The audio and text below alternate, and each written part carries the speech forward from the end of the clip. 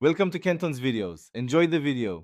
In this video, I will show how to make brittle plating grounded easy method. Start by cleaning the plated surface, lightly sanding to reveal fresh metal, then attach a braided copper ground strap with a secure crimp. Route the strap to a verified earth point or building ground, avoid paint or oxidation at contact, and test continuity with a multimeter. Use protective gear and double-check connections before applying power. Prepare the surface by removing coatings and corrosion to ensure a low-resistance path for grounding. Use a fine abrasive, solvent wipe, and inspect under good light. Choose a copper strap sized for expected current and avoid thin wires that can fail.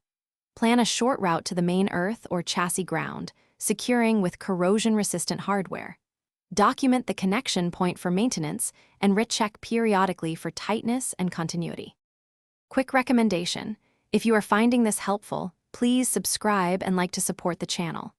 Also, a casual note about the products seen here: bento box make meal prep easy with these leak-proof containers. They save time when organizing parts or tools. Check the description for the link and other deals, and enjoy a small tool organization hack while you prep.